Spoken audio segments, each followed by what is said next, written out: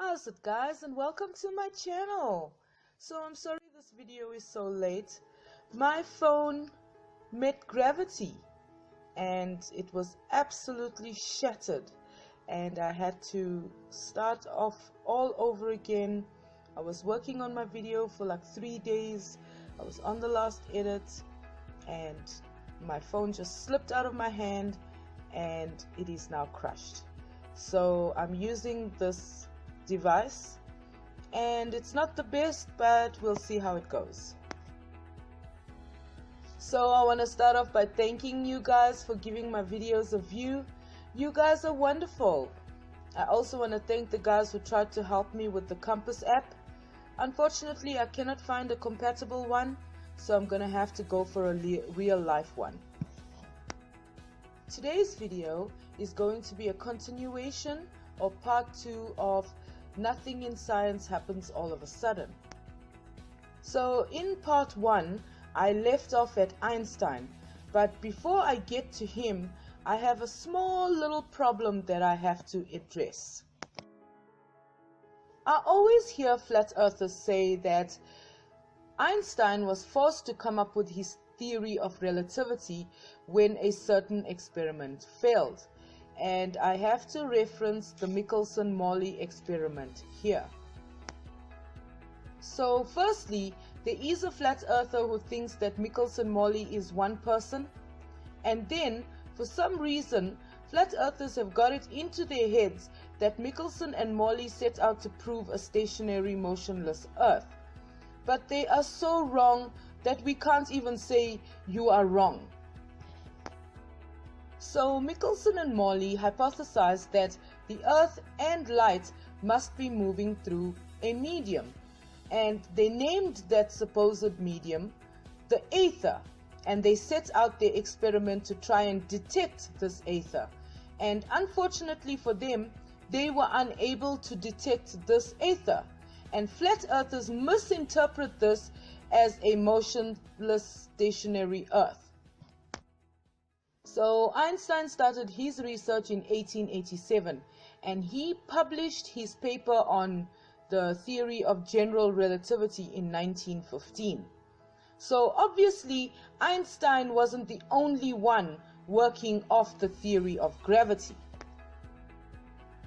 The 1920s was a very busy time, very exciting time for discoveries. By 1922, the Russians were already working on their expanding universe theory. And a Catholic priest nogal, Georges Lemaître, was researching and studying how the universe might have come into existence, and he stumbled upon Einstein's works in 1927. And then in 1929, Edwin Hubble confirms that the universe is indeed expanding. And not only that, but he was able to discover that there are galaxies outside of our Milky Way, and he was able to come up with his classification of those galaxies. Georges Lemaître hypothesized a superatom explosion, and while he was researching his paper on nuclear synthesis in 1948, he predicted that if this cataclysmic event happened, there must be some sort of leftover evidence for it, and he didn't know how close he was. And then in 1949, a guy named Fred Hoyle was having a radio discussion about this superatom explosion, and then he just coined the term the Big Bang and threw it out into the public, and obviously it caught on. And then in 1965, Arno Penzias and Robert Wilson were building a radio receiver, and they found that there was a lot of interference. And when they checked it out, they found that the interference was being caused by radiation, thus accidentally discovering the cosmic microwave background radiation. So I always hear flat earthers complain, how can nothing explode and caused the universe into existence, or there was an explosion in space. That is not what happened, flat earthers. Also, it wasn't 20 billion years ago. It was 13.8 billion years ago. And what happened was an almost infinitely dense amount of matter was compacted into a very tiny space. And then we don't know what happened, but something happened, and it caused a rapid expansion of space-time within a short amount of relative time. So it wasn't an explosion in space, it was an expansion of space.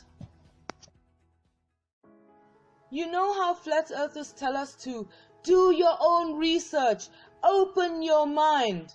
Well, I love following flat earthers' advice, so I decided to do a thorough job of this Big Bang.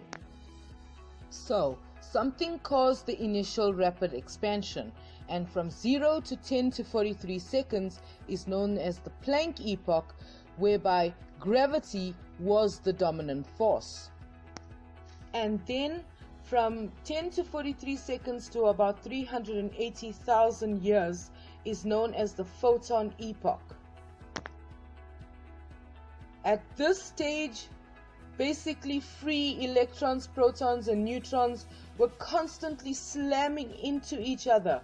And then only after about 380,000 years of this happening, hydrogen atoms were formed. And what we now know as light first appeared, according to scientists, only about 180 million years after that initial rapid expansion. And now we observe the remnants of that initial rapid expansion as gamma rays. The cosmic microwave background radiation is everywhere. It permeates through the entire universe. Scientists have tested it and tested it and tested it again, and no matter in which direction they test it, the cosmic microwave background is there. So flat earthers must just stop telling us to do our research. And while I was researching for this video, I was having a conversation with my friend, and she asked me, "What are you up to?" And I told her, and she says, "Oh, you believe in the Big Bang?" And I had to explain to her that it's not a matter of belief, it's a matter of going where the evidence leads.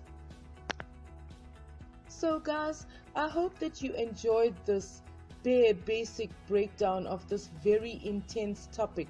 I just thought I'd explain it as I understand it. And just as a side note, the equation E equals mc squared was corroborated back in 2008. And not only that, Einstein's formulas were used by scientists to predict planets. They saw the effects of gravity in that area, and when they looked, they calculated it, and they found that indeed there is a planet there.